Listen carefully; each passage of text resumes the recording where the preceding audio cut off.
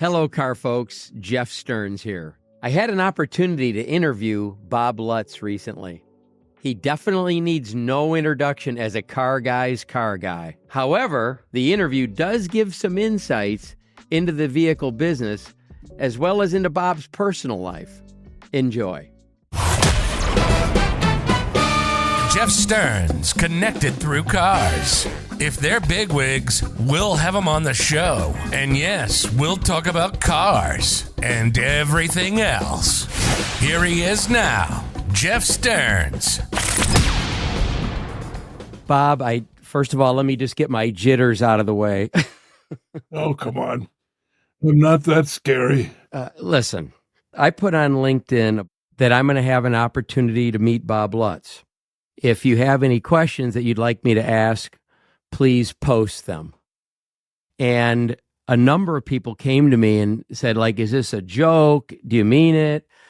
He's my biggest hero. I was watching a video last night about Mick Jagger doing what he's doing in a concert just in the last few days and people talking about him. And that's how I think about you. But I'm going to ask you if you remember me. To be honest, no.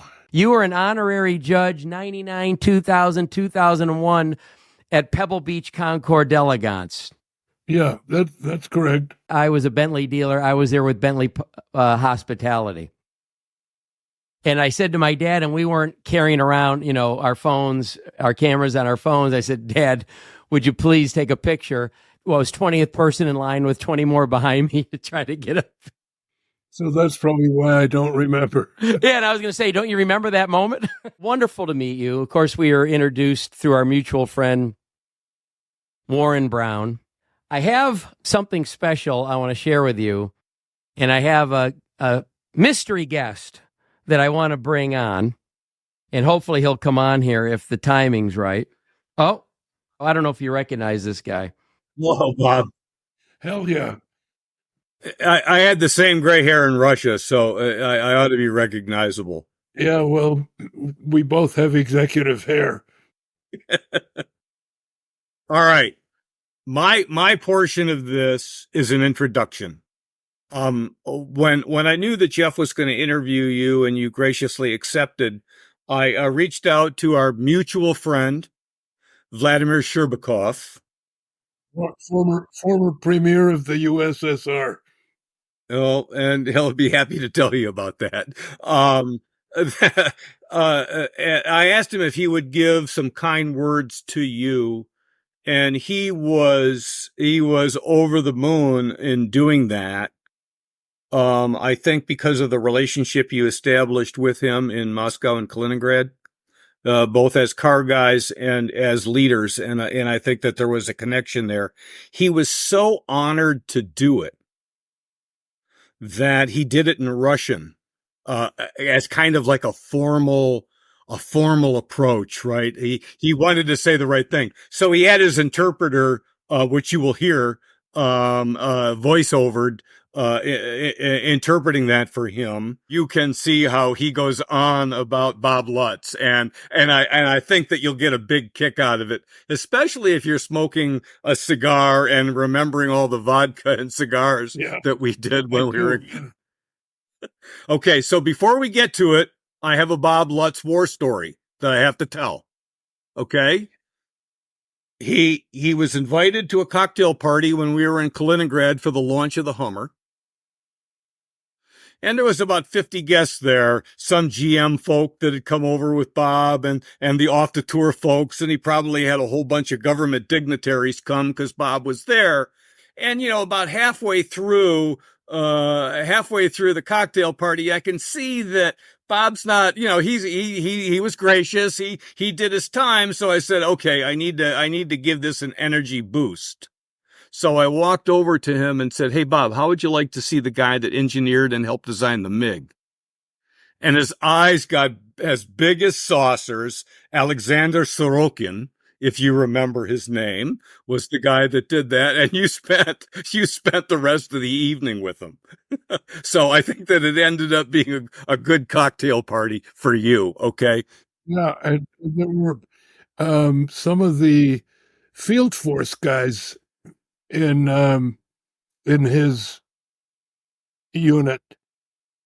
The salespeople and the dealer, but they were all former MiG-29 pilots from the Soviet Air Force.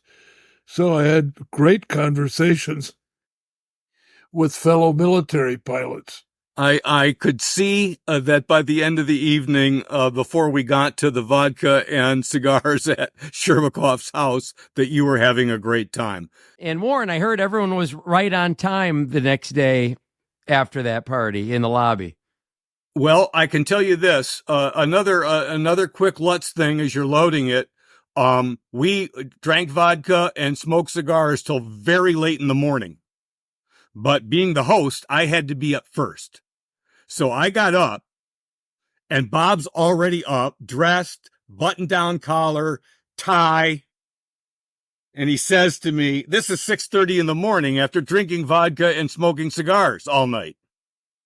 He says to me, where's Costin and the other guys? I says, Bob, they're still sleeping. He says, well, get them. We got to get this show on the road. It is beautiful.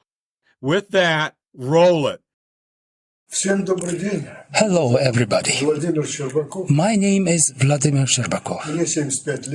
I'm 75 years old.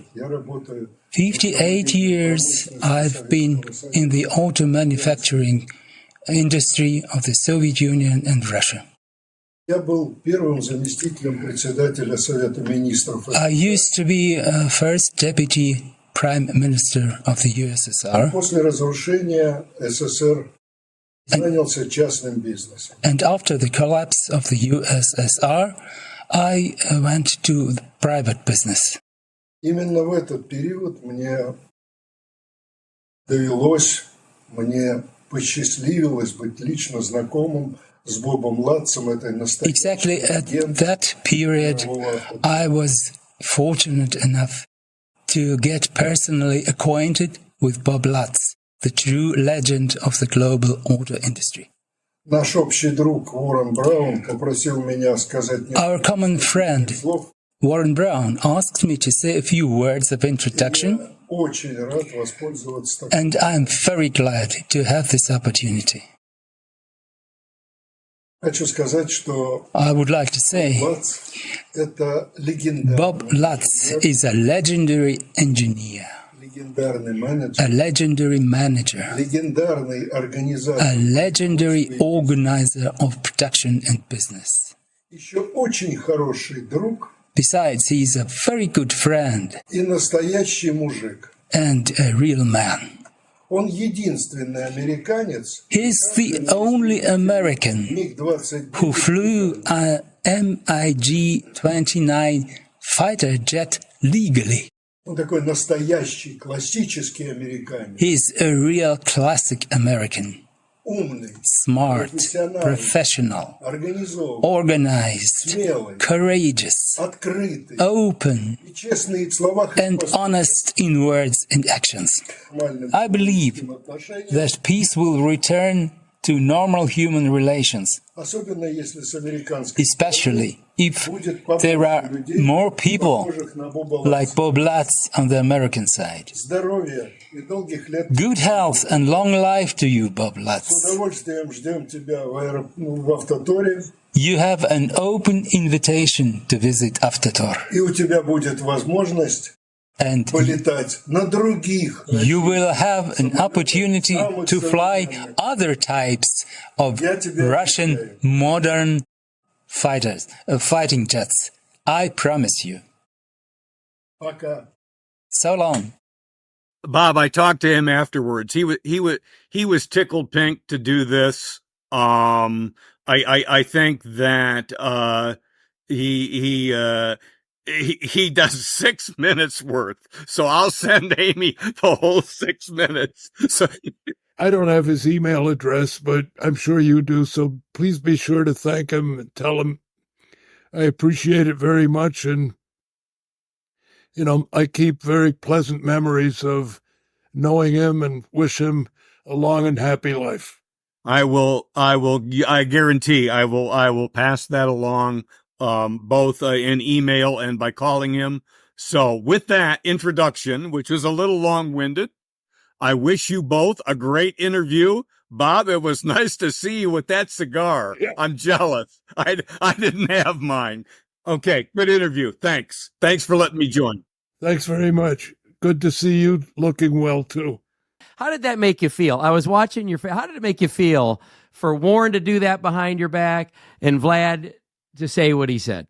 Well, obviously, I'm greatly honored, and it's nice that you complete a 42-year career in the automobile business and in the military, and basically you look back, and regardless of what company I work for, I left with, I can say, no enemies. I left with basically nothing but friends. So I feel extraordinarily blessed that I met so many nice, interesting, valuable people in my career. And of course, Vlad and Warren are two that stand out particularly. Well, when I was getting emotional over it because it was so heartfelt and what a compliment. And, I know we want to remain humble and we want to talk about honor, but man, oh man, I mean, to me, I was just feeling emotion. We leave our careers, or as we're 10 years out of whatever our last career, one of my old bosses, who was a lieutenant colonel, who was general manager in our dealership, said, in the car business, it's like pulling your finger out of a glass of water. The hole you leave, out of the water is what you usually end up leaving when you're gone, as far as people remembering you or it mattering. And you really, honest to God, I mean, you really do matter. When I put that comment up on LinkedIn that I was going to meet with you, so many people commented, and I've got it aggregated on certain things to ask you, but I got so many private messages and phone calls that you may not even realize it. And you're originally Swiss-born, went through Marines, and then GM Europe and BMW, right? Right. That's the sequence. Well, I went out with my 21-year-old son who's working with me in my business today to pick something up for the office, and I told him I was going to meet with you, and he couldn't believe it. And he's a total car guy. And he said, how does a guy go from military to getting into, he was so intrigued how you escalated. And I know that we only have so much time, but for a young guy like him, what can you attribute it to? Was it? Well, I attribute it to a couple of things. First of all, I was privileged to be born with good genes, with an intelligent, healthy father and an intelligent, dynamic mother. Was also very attractive, and they were both slim, and they both lived to a ripe old age. So I'm blessed with good genes. So as they say, you should pick your parents with care, because it's the number one factor in your makeup. Then I was a sufferer of what today would be called ADD, in that in school I only paid attention to subjects that I liked, and completely zoned out in subjects that I was less good at, like math and history, which didn't interest me at all. So there was really a question in my father's mind whether I'd ever be successful in life. And partly his suggestion, but also my orientation, I joined the Marine Corps. And what I would credit, and I do in my books, whatever success I've had in private life, I do credit the Marine Corps, because I think the Marine Corps teaches you discipline, commitment, caring for your troops, focus on the mission, and it's I think the world's best leadership school. Now, I was always a car guy. I didn't leave the Marine Corps and decided, what business am I going to get into? I always knew, even when I was a kid, and I was given these aptitude tests, they'd say, well, what do you want to be when you grow up? And I'd say, well, 3 things I'd like to be when I grow up. one would be a military fighter pilot, the second would be a race driver, and the third is that I'd like to be an automobile executive. And then they'd say, well, those sound like great goals, but, you're going to have to pick up your grades if you want to attain any of that. And in fact, I attained all three. I think I was a decent Marine, a jet attack fighter and attack aviator, although never tested in combat. But I think with my training, I would have been okay. I was a moderately successful race driver and quite fast for somebody that doesn't do it all the time. I just did occasionally when I had access to a car or something like that. And then the third one, where I really progressed beyond my own expectations, was being an executive in the car business. And I thrived on that. And I found that military discipline, the focus on leadership, taking care of the troops, delegating authority and responsibility, but driving the team forward. In other words, deciding on the what and delegating much of the how, and then following up, make sure that people don't slack off. Worked in the Marine Corps and it worked in private life.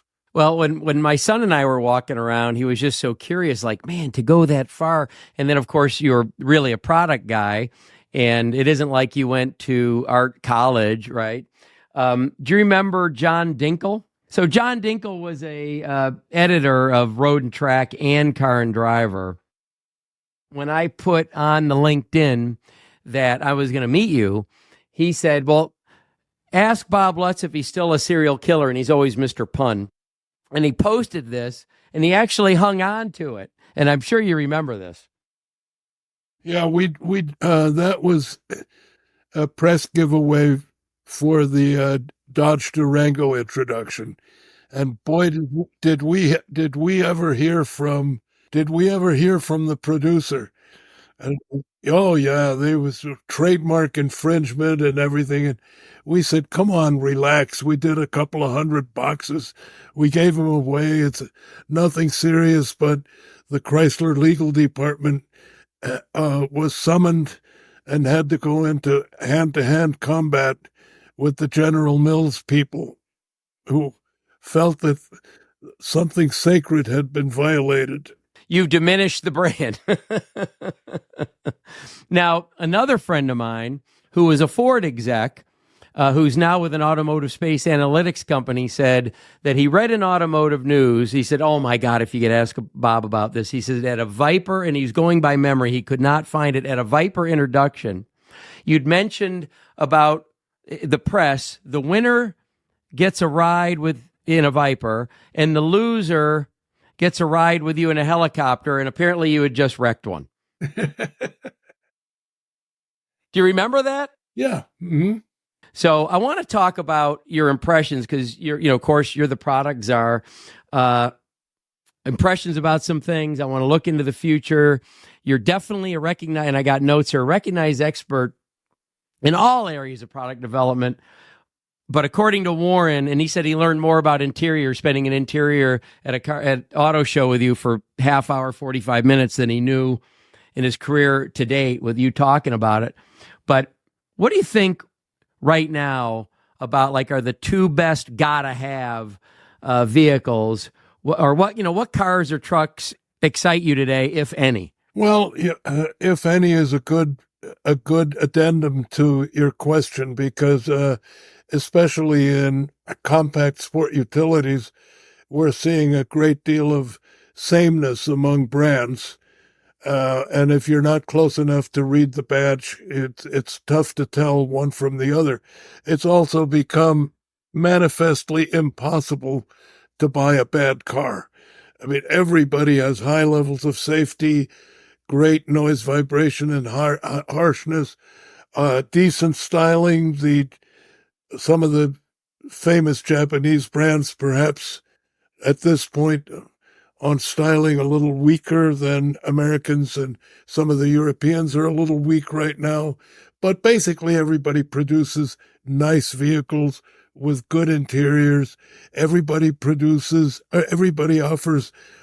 the same safety features. And it's no accident, because all of these features like lane departure warning and intelligent mirrors and et cetera, are all brought to you by 2 or 3 global suppliers, and everybody gets the same stuff. So there's a good reason why cars have achieved a degree of sameness. But if you ask me for some products that really stand out, after doing a lot of checking, I just bought a Cadillac Lyriq Sport.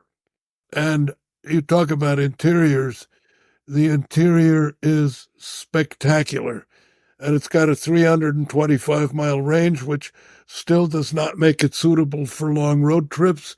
And I'm not about to stand in line for 4 or 5 hours waiting my turn at a charging station, which is, I think, the thing that makes EVs still kind of a local proposition. When we get 600-mile batteries or 700-mile batteries, that issue is going to go away. But at present, it's still there.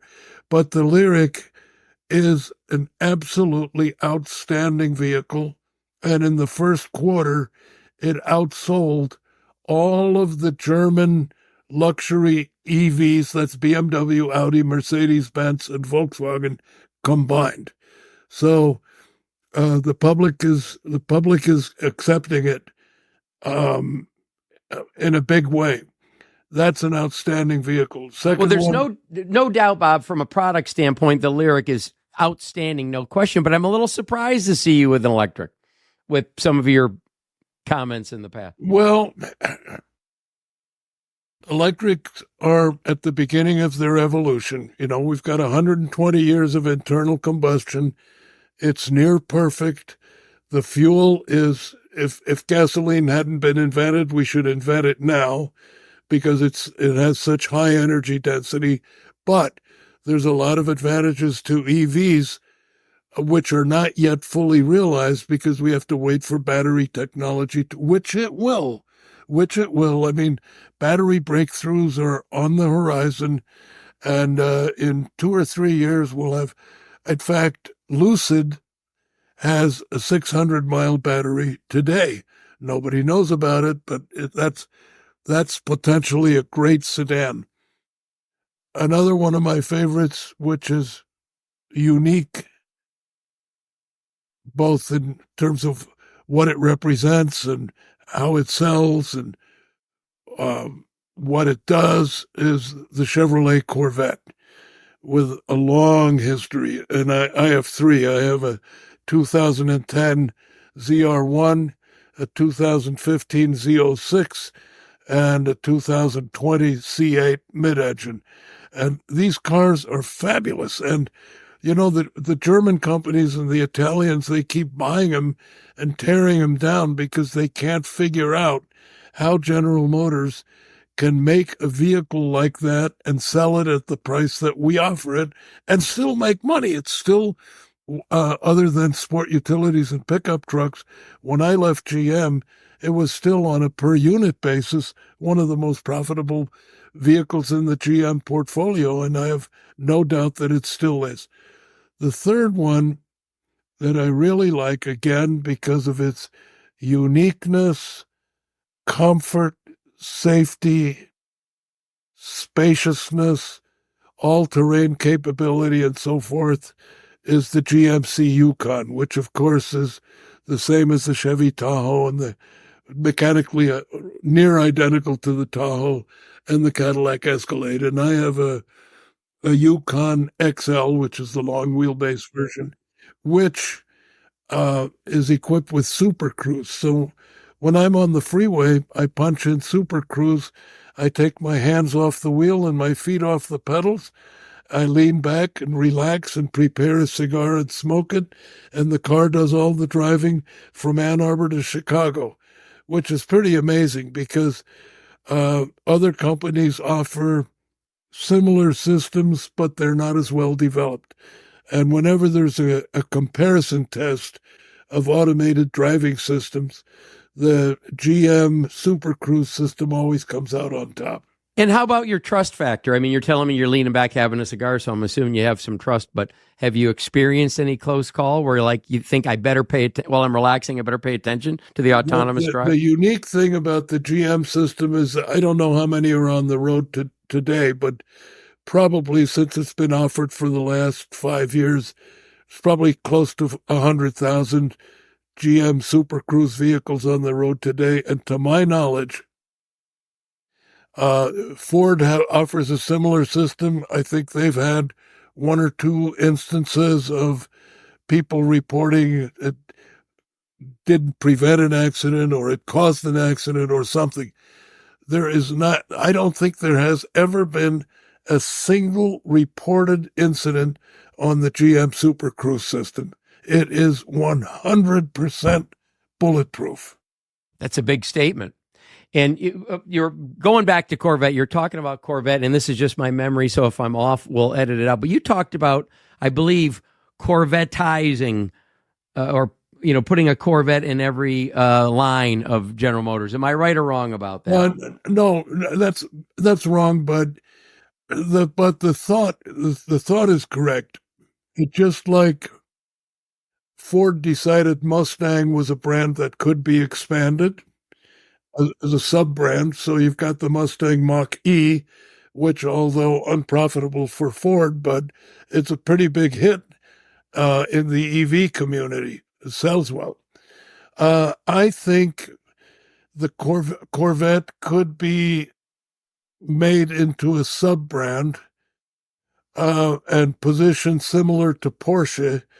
And I don't think a Panamera four-door would be a particularly good idea, but certainly a Cayenne-type sport utility could be made very Corvette-like and could be a brilliant seller. Interesting. And does that bother you at all? And I'm not trying to be a smart aleck, but I was running a Cadillac store when you talked about Cadillac will never have an SUV. Yeah. In the old days, when Cadillac announced that they were going to do the Escalade, I thought that was this is like 25 years ago. I thought it was a huge mistake, going to damage the brand, et cetera, et cetera. And now it's the centerpiece of the brand. And I thought the same thing about, to a lesser degree, when Porsche did the Cayenne. And that today is the core of the brand. Well, they'd say the 911 is the symbolic center of the brand, like Wrangler is the symbolic center of the Jeep brand. But the Cayenne has been a huge success.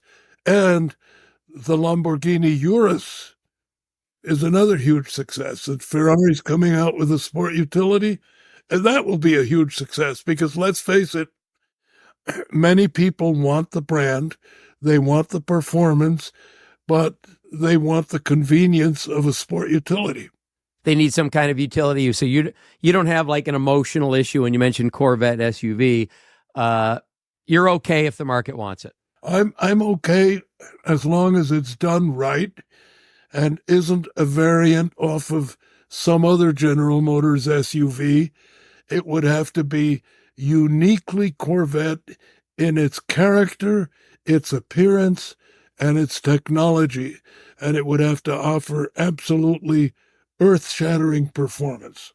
Okay, got it. So going back, we were talking about the gotta have, and Warren helped me with some of these questions. So Warren was extremely interested in us having a good conversation here. So I want you to know behind your back, there's a guy that cares a lot about you and your reputation.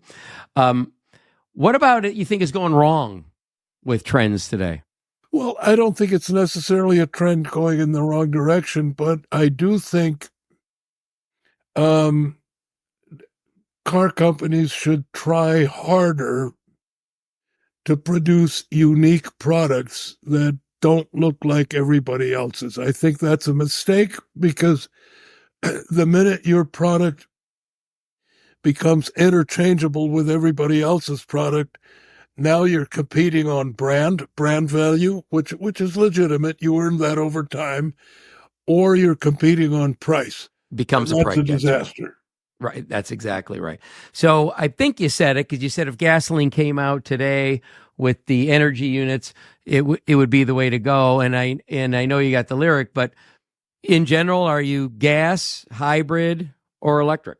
I'm for whatever is a great vehicle. And I think, as I said, to me, electric vehicles have become politicized. You know, the climate change fanatics and the save the earthers and the left wing of the Democratic Party, et cetera, are all in on electrics, and conservatives have taken a hardcore position. Like it's almost become like the Second Amendment. You know, nobody's going to take my gas-powered car away from me. And that's ridiculous. It's not a political issue. The mistake the governments around the world made is trying to force the technology faster than the consumer was willing to adopt it, and faster than the technology made the stuff really good. And so we're not going to have like an overnight switch into electrics, which the media 3 years ago thought was going to happen. You know, everybody's next vehicle was going to be electric. Well, even Mercedes said after a date, I think 24 or 5, that we were going to have no more gas. But you know, GM has said the same thing, but has kind of backpedaled on it a little bit, which is smart. Because you cannot violate the market. The market is the market. And electric vehicles will gradually increase their percentages. And in another 10 years' time, we may see 25% of the market electric. In 30 years' time, it may be 50%. But it's going to be a gradual transition. Now, will it happen? I believe absolutely, because in so many ways, other than the range issue, but in so many ways, electric vehicles are simply vastly superior to gasoline. They're slick, they're silent, they have a lot fewer moving parts. Things like brakes don't deteriorate because the braking is mostly regenerative, so forth. And right now, from a CO2 standpoint, this is the ridiculous thing. They do not. I keep trying to explain this to the climate fanatics.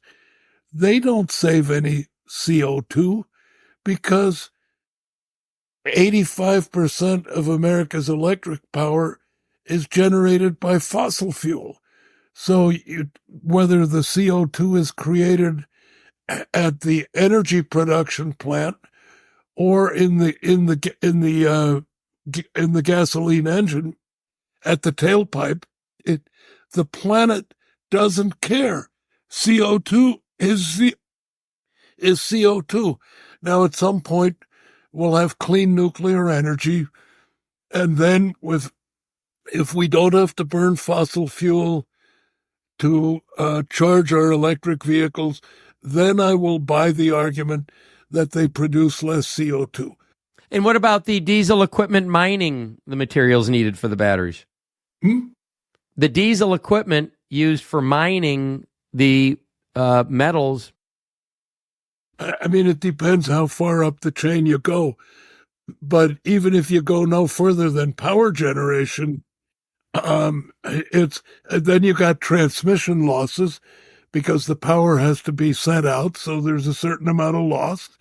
Then there's a certain amount of losses when it goes from your home power outlet into the electric vehicle. So at the end of the day, I've never seen a well-to-wheels comparison, but like fuel cells.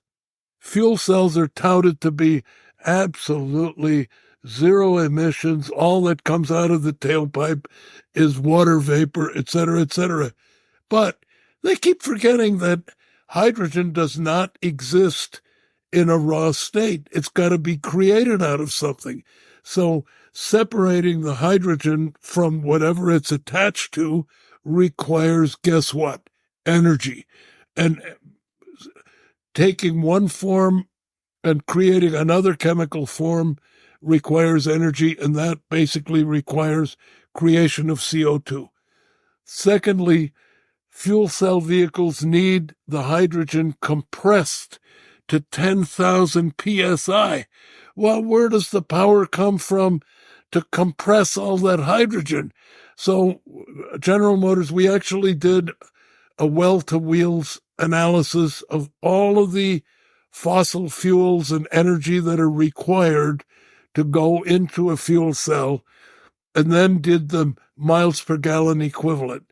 And it comes for fuel cells, best case, it comes out to about 65 miles per gallon.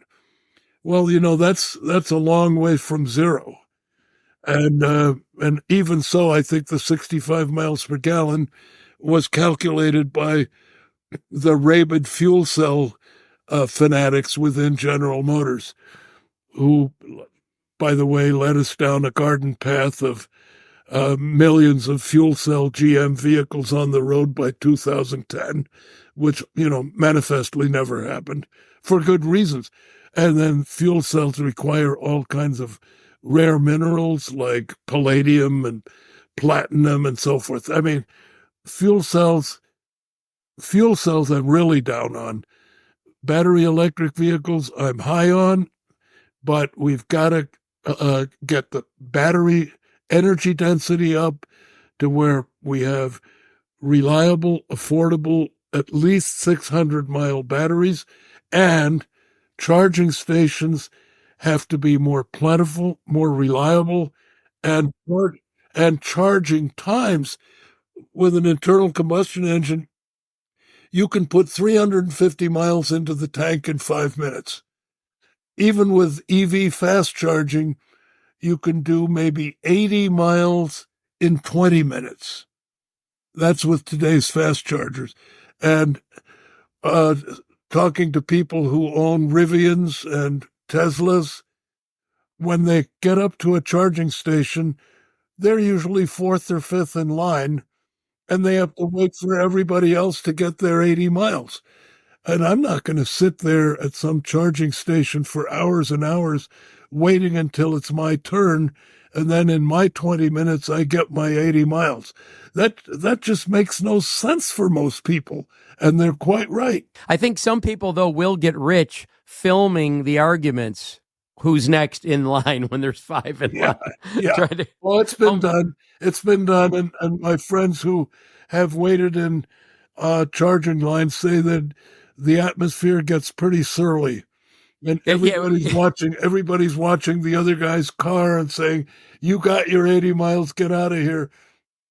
It reminds me of watching at a boat ramp with the husbands and wives yelling at each other, right? So, gotta have it or forget it. What about the Bronco from a design? Smash hit. An extremely smart piece of product planning on the part of Ford, and it is it's the usual Ford Motor Company method of doing the design to where it mimics something much more prestigious. They did that with Lincoln. They adopted what can only be described as a Bentley front end. And when I worked for Ford, when we did a new sedan or something, there was always something more prestigious in the design studio, and the stylists were told, make it look like that. Not exactly like that, but make it to where, and so forth.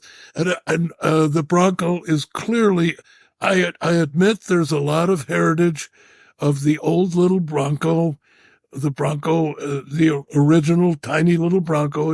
It does look a lot like that, but mainly it looks like a Range Rover Defender, which, sells for close to twice the price. And a lot of times when I see a Bronco 4-door with the right colors and the right trims, I have to think, I haven't seen a Defender in a little while. And then I look and it's a Bronco.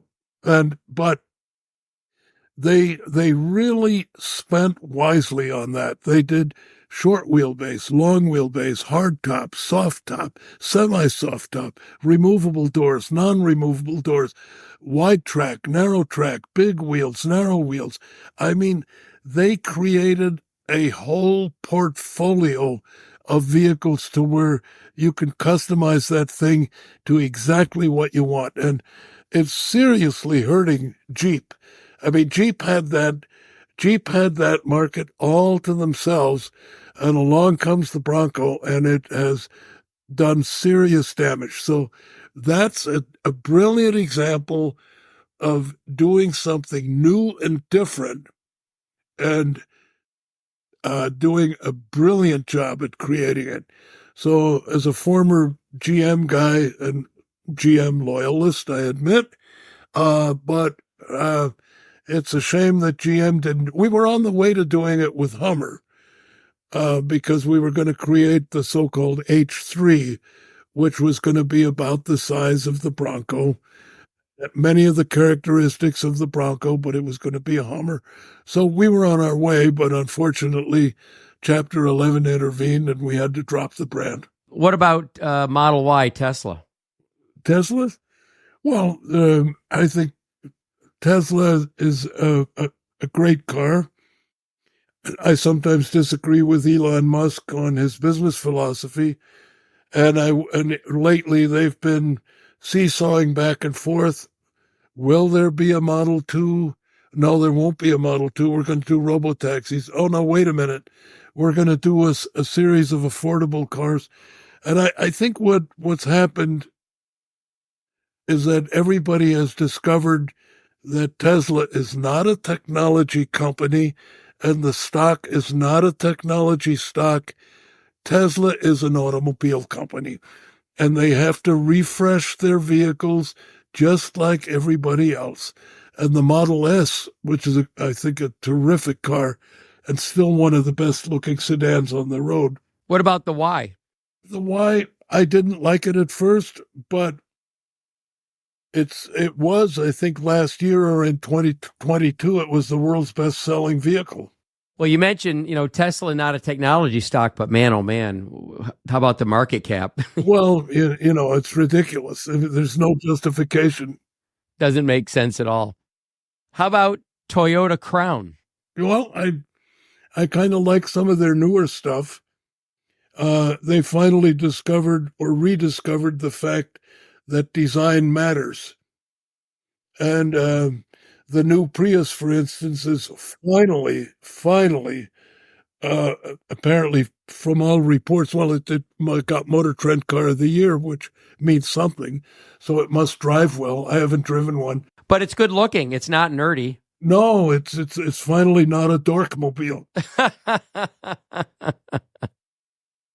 Folks, if you were a prior body Prius driver, I'm sorry, Bob Lutz said it was a dorkmobile. I'm not the only one. That term comes from Elon Musk. That's why he decided to do the Roadster initially, because he was intrigued with the idea of electric drive, and he saw everybody buying these Toyota Priuses, or I don't know whether the plural is Priuses or Prii. If you're a Latin student, it's Prii. But he said, "Look at those dorkmobiles. We're gonna do something electric that attracts automotive fans." How about Cybertruck? Well,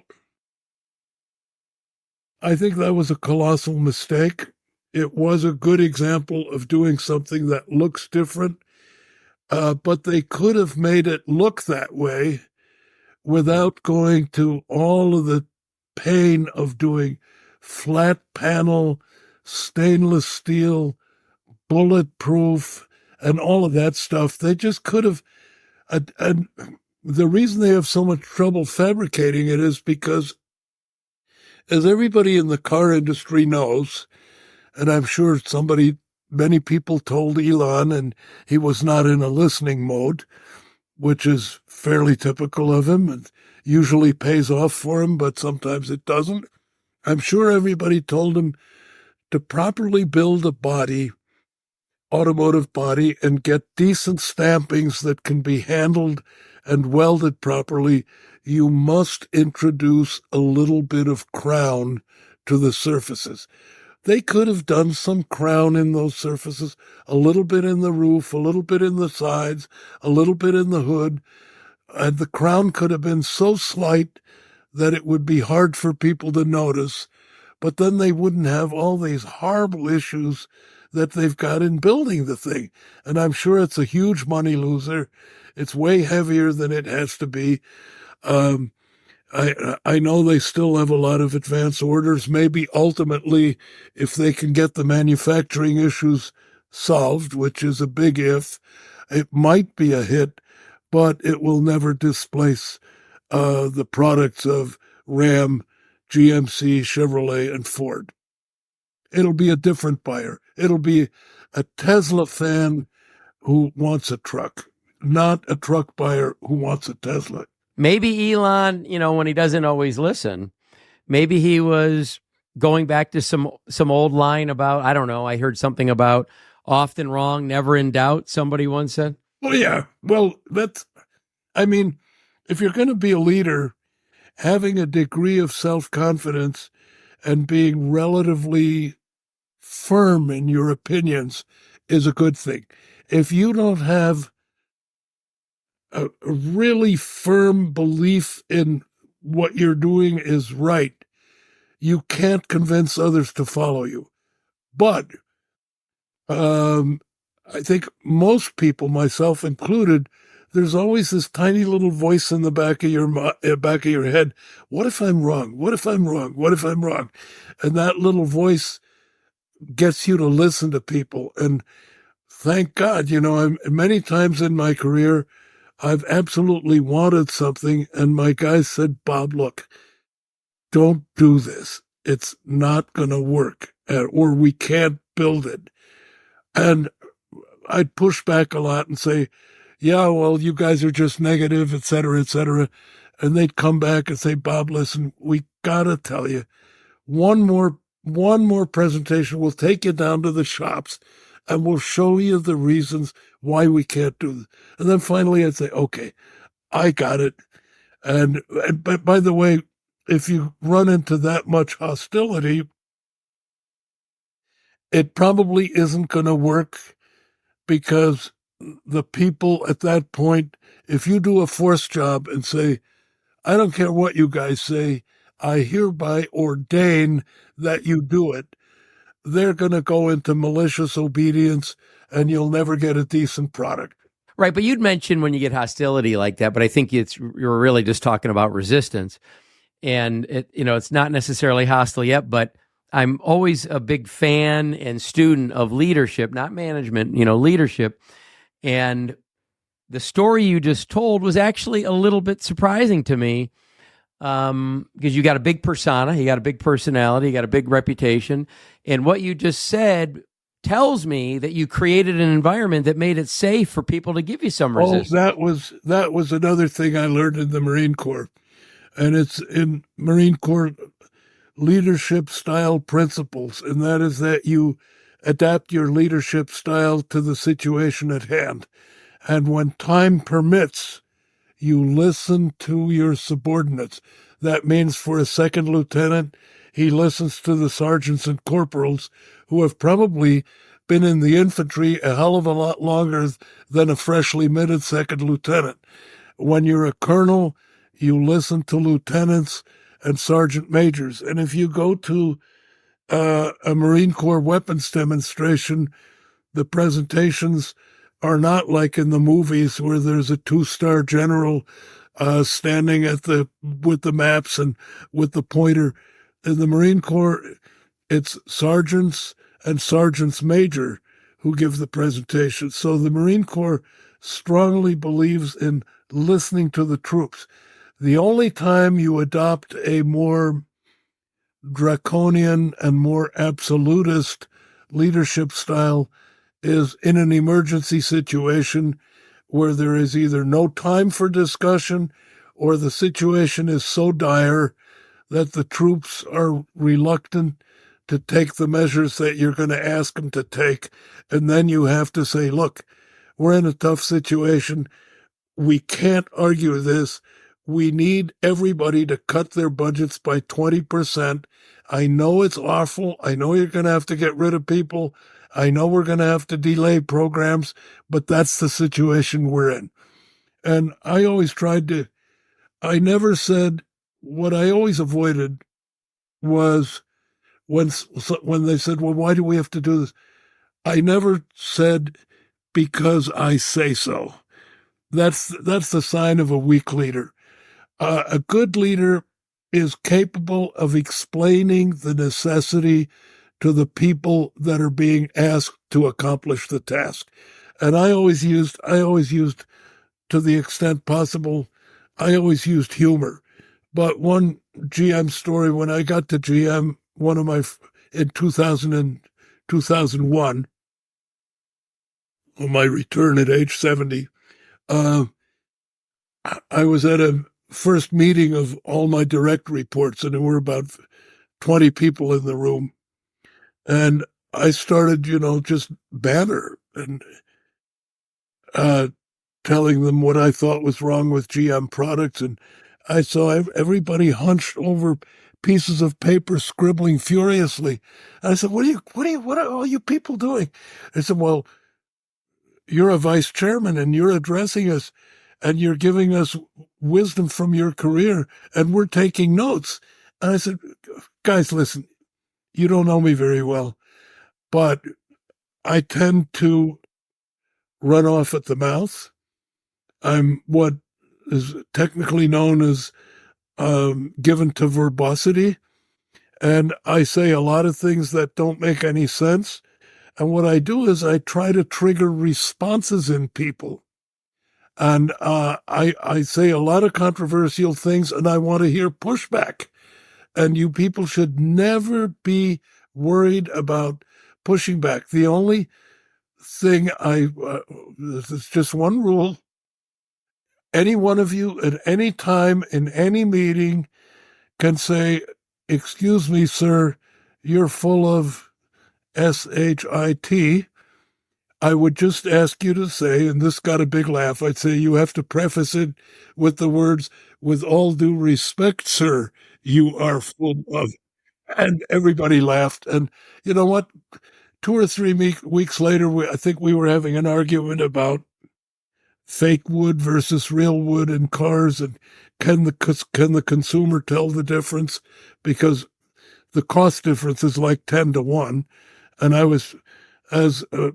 and fake wood today looks better than real wood in most applications, and that's when one guy finally said, "Okay, I'm going to test this."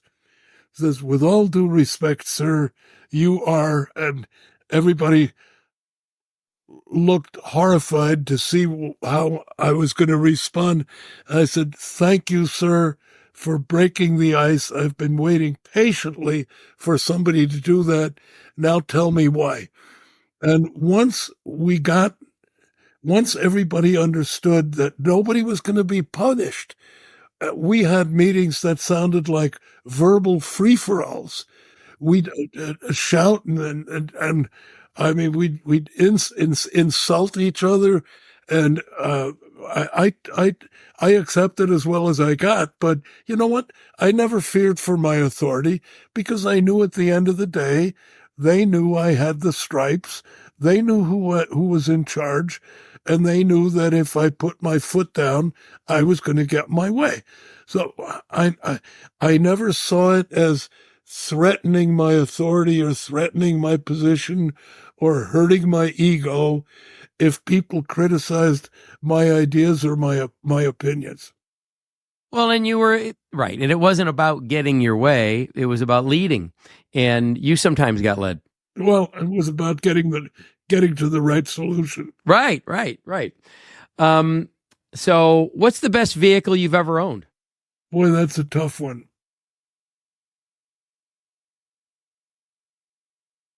I have owned a lot of great ones. I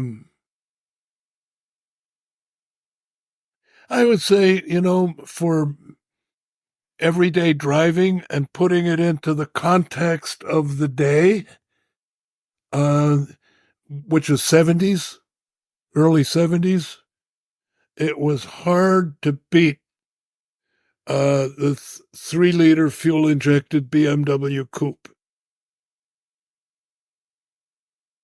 That was, I mean, a beautiful car, well-made, reliable. With the fuel-injected version, I think had 210 horsepower, which back in those days was awesome. And the ride was good. The refinement was great. And that was back in the day when even after I left BMW, people would ask me, who do you think builds the best cars in the world today?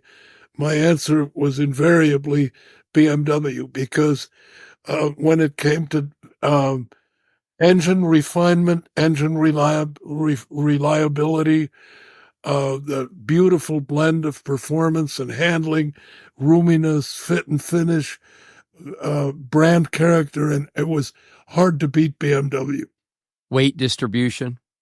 Yeah, they had, in their period of rapid growth, when they built the 3 Series, the 5 Series, and the 7 Series, they were a supremely outstanding automobile company. That's a good choice. And there's a lot of people that would like to have one of those from that era now. Yeah, I mean, CSI coupes and even the CSL lightweight coupes, which had the naturally aspirated engine for racing homologation reasons. Even those are, the value in those, I think you're looking at $400,000 or $500,000. Yeah, they're precious. They're precious. So given the emphasis on everything looking alike, do you think design is dead? No, because if you look at what Mike Simcoe is trying to do at GM, he's developing a new design language for Chevrolet. And if you look at the new Chevrolet Blazer, the electric Blazer, yes, it's a mid to large-ish size SUV, but it's totally radically different looking from everybody else's, and it looks great. The same thing is true for the Cadillac Lyriq, and then you go to the Cadillac Celestiq, even more so. And Buick is getting a new design language. So I think Mike Simcoe and the GM product development people are keenly aware of the problem of sameness out there. And I honestly think it's a realization that a lot of the companies are coming to. And so I'm hoping we'll see more diversity, because it's important. Styling is not dead. I'll tell you, but styling is not dead. But when I look at some of the German brands, and I look at some of the Japanese brands, styling may not be dead, but it appears to be in a coma. It's the product, stupid. Well, and the product is really 90% of the product is how does it look in an era of increasing technological sameness, fuel economy sameness, ride and handling sameness, safety feature sameness, reliability sameness. Styling makes the difference. Is that a Duesenberg you've got over your shoulder, or is it a Chrysler Imperial? That's a Ducey, and that is actually the 03 Pebble Beach poster. Okay. All right. It's a certified Duesenberg. It's a little fuzzy on my screen, but I was able to pick it out. Yep, not bad. Do you see this plaster model, or is it not showing up? It's not on the screen. I have a plaster showroom model that was on my dad's shelf in his lot in Royal Oak, Michigan, that I ended up with.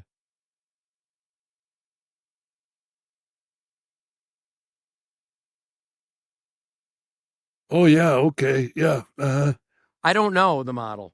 It could have been done by Kaiser Fraser. Kaiser. Yeah. It's somewhat reminiscent of the Kaiser Manhattan. That actually might be what it is. Now that you mention.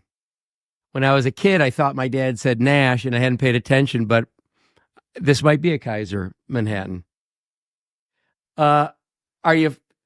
So, Warren Browne talked about, I don't know, half hour, 45 minutes, and he said he got the biggest interior education of his life sitting with you in a car, talking about the feel, how does the knob make you feel like the manufacturer spends some money. But I want to ask you a two-part question. What makes a good interior? But I also want to throw in, now that there's touch screens, how do you think that impacts? Well, a good interior is the second most important contact with the customer. The first is the exterior appearance. And then when the customer opens the door, the interior has to keep the promise that the exterior made. And this is where GM was so weak in the 90s and when I joined them, in that some of the exterior design wasn't that bad. The panels didn't fit very well and the paint was maybe a little dull, but the shapes were okay. But when you opened the door, you saw acres of cheap, dark gray cloth, dark gray plastic instrument panels with ugly knobs that went clack, clack, clack when you moved them. And it looked so down market. I always said our interiors looked like they were made by Mattel, only they forgot the colors. And and they were measuring the wrong things. They were looking at J.D. Power complaints of functionality in the interior. And they said, there's nothing wrong with our interiors. Look at our J.D. Power scores. Well, J.D. Power measures things gone wrong. It never looks at things gone right. It doesn't look at the appeal. It doesn't measure whether people bought the car because of the interior or not. But a good interior has to have rich looking materials, whether it's wood or piano black or carbon fiber, et cetera, et cetera. And the materials have to look genuine. So try to substitute aluminum spray can paint instead of foiling real aluminum over them. Doesn't work. That immediately says bottom end. Then the textures have to look like they are soft, so that even if it's a hard plastic instrument panel upper, it's got to be grained and maybe painted with a soft touch paint to where it looks soft and compliant. The worst possible thing is for everything to look like it's been armoralled. And then instruments have to be clear, legible, look like they have to, if they're conventional instruments, they have to look like they came off of a Swiss watch. So there are buttons you can touch with the customer. For instance, circular knobs. I like circular knobs that feel like you're adjusting the lens on an expensive camera. If they go clack, clack, clack from position to position, that is not going to function. Function-wise, there's nothing wrong with that, but it sends the wrong signal to the customer. So the tactile feel's got to be good. The materials have to be good. The gloss levels have to be very subdued. And then adding a little bling doesn't hurt. It's a few dollars on the interior, but putting a bright ring around the cup holders says value. And if you look at a friend of mine collects 1960s American luxury cars. He's got 70. And you should see these things. Mercury Grand Marquis, Buick Deuce and a Quarters, Lincolns, etc. You look at the interiors of those things. Boy, did we ever lavish money and chrome and attention on those 1960s interiors. I mean, and the door trim panels, the armrests, and little chrome surrounds around everything. And I mean, it was, you open the door and wow, look at all this stuff. And then somehow in the 80s and 90s, we moved away from that and we went to these cheap and cheerful dark gray and black plastic interiors, which made no sense whatsoever. But the good news is everybody's getting it. General Motors slipped up a couple of times after my departure and tried a couple of down market pickup interiors that created a lot of pushback. But the new GM interiors are great. Chrysler or Stellantis interiors are wonderful. And in my judgment, the best premium interiors possibly in the world right now are produced by Lincoln, both in the Navigator and in the Aviator. It's a shame with the interiors on the Lincoln, though, with the sheet metal, Ford throwing all the money at incentives to get rid of inventory, but they haven't updated sheet metal on Lincoln in a while. Yeah, well, and that's starting to show. Although the Aviator is fairly new, and the Navigator is newer than that. And the Navigator, I don't particularly like the outside shape, but the front end is nice, and the interiors are dynamite. Interiors, I agree. Are you still flying? No, I packed it in about 4 years ago at age 88. Well, I probably would have done it by 87, but Well, I just told myself, you know what? My ability to fly the airplane, the military jet, or the helicopter had not diminished.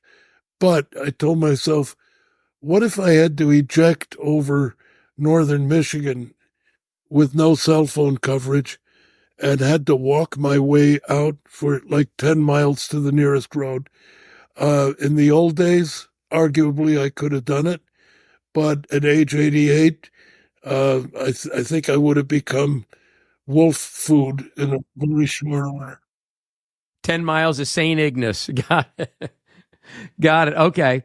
Do you think there's too much tooling or parts production in China?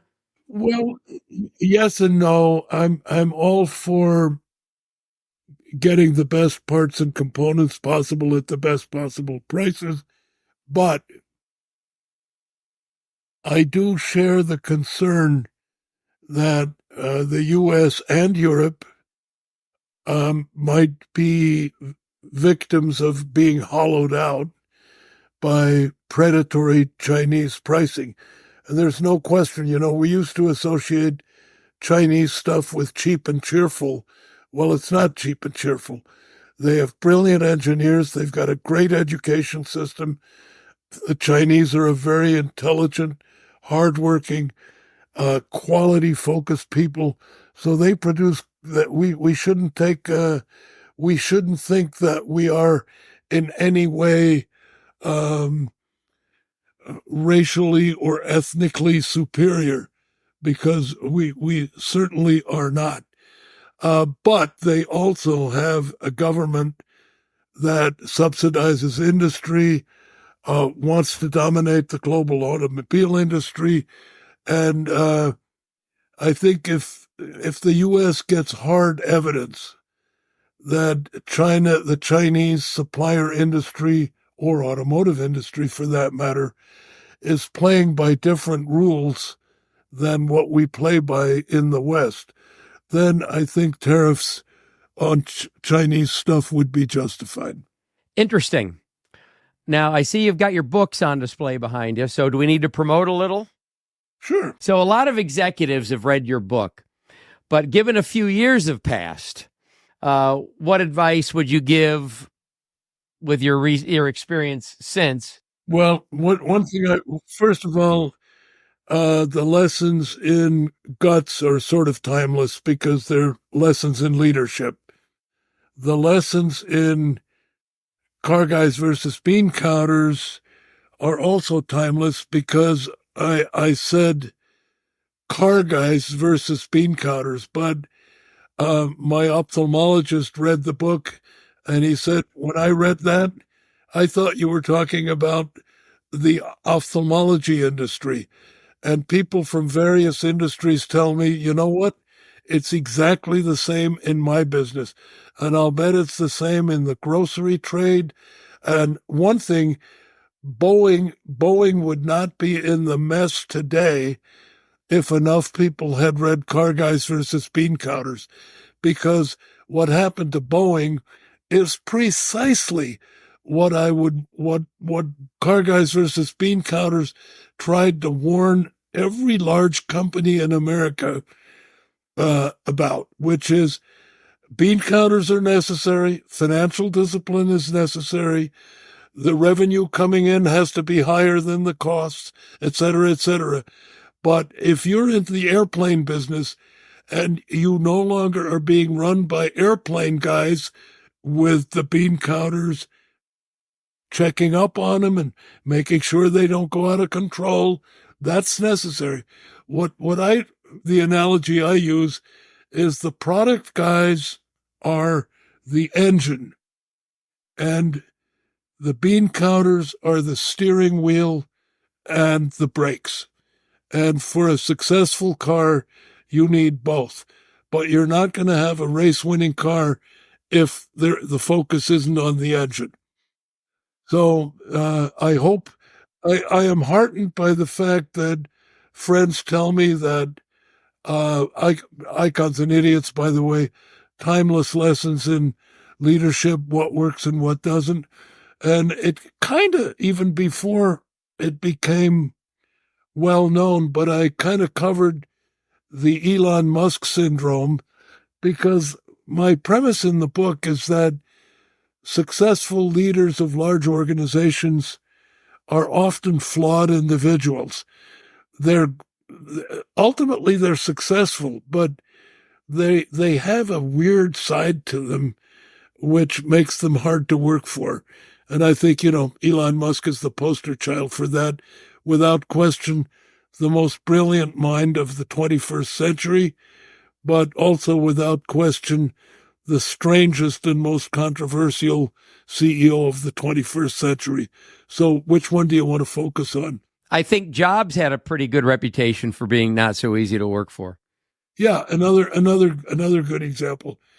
But I am heartened by the fact that friends of mine who work for NASA tell me that Car Guys versus Bean Counters is being read by people in NASA, and it's being read in the Pentagon. So my financial well-being doesn't rely on book sales, happily, but I would like the lessons, especially of Car Guys versus Bean Counters and Icons and Idiots. I would like to see those lessons, or the lessons in the book, more broadly read, because I think it would be good for American society. What would someone be surprised to know about you, Bob? Well, I think many people are surprised that I own 2 pet pigs, and they live in the house, and I love them dearly. And pigs I find them extremely interesting animals, because if you want slavish adoration all day long and somebody to tell you how great you are 24/7, get a dog. Pigs don't do that. Pigs regard you, as Winston Churchill said, dogs worship us, cats look down on us, pigs consider us their equals. And that's really true. Pigs are highly intelligent. and they have their own minds. And if you win the affection of a pig, you've earned it. And it's a very interesting dynamic. The interaction with a pig is something really wonderful. I love those things. The other thing that many people might be surprised to hear is that I love to cook, and I spend a great deal of time in the kitchen. A third thing that is becoming a little bit better known is that I am a very enthusiastic practitioner of a time-honored modeling media, which is making highly accurate, highly detailed, scratch-built airplane and car models out of paper. I saw that article. Yeah, okay. So that was in Hemmings, I think. And so the word's getting out on that one. Now the pigs. I'm intrigued by the pigs. I've certainly heard about pigs, relationships, and pets and personality. But are they housebroken? I mean, you take them outside and they go.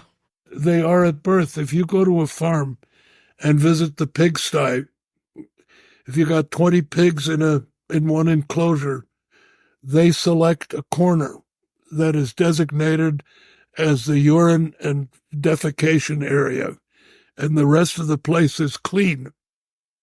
And when mother pigs have litters, the first thing they show them is, you go here. And when you get a baby pig, usually when they're 7 weeks old or 8 weeks old, you just show them the litter box. They may have one accident before they get it, but they're automatically and totally housebroken. But it's not about waiting until you let them out. They use a litter box or paper or whatever the area is. Well, in the winter when it's cold outside, they prefer to use the litter box. In the summer, we leave the door open and they go out on the property. And interesting, like humans, they don't want to be seen when they're going to the bathroom. Really? Yeah.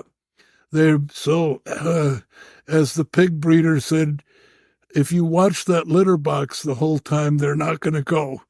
You have to go do something else, and when you come back, you will find that the poop fairy has visited the litter box. That's very, very, very interesting. Naturally, it's difficult to go when someone's watching, but I would say that I would rather pee while people are watching than tee off at a golf course. Yeah. I want to say, and what would you like people to know about you? I would like people to know that even though I'm a former Marine officer and believe in duty and commitment, I don't think I'm a hard person to work for. I think I'm understanding. I think I listen. I think I'm fairly empathetic. And it bothers me. What used to bother me in the like the Wall Street Journal had a favorite phrase is that tough talking, cigar chomping ex-Marine. Sergeant Rock. Yeah. And I don't think I'm like that. I think I'm basically very soft and squishy. I can be hard when I have to be, but I don't like doing that. That's not me. Did you evolve to that, Bob? Did you mature to that? One of the leader's tools in the toolkit that you occasionally have to use. And you have to be assertive. I mean, I see very nice people who are bright, have a great education, and they're not assertive. And if you're not assertive, unfortunately, you're not going to go anywhere. Bob, I want you to know that for me personally, this is a moment I'll never forget. Whatever celebrity or rock star or astronaut or whoever you'd like to meet, that's what it was like for me the last hour and change. I really appreciate it. You're overly kind, but it feels good. Well, great. Well, wonderful. This has been Jeff Stearns, Connected Through Cars.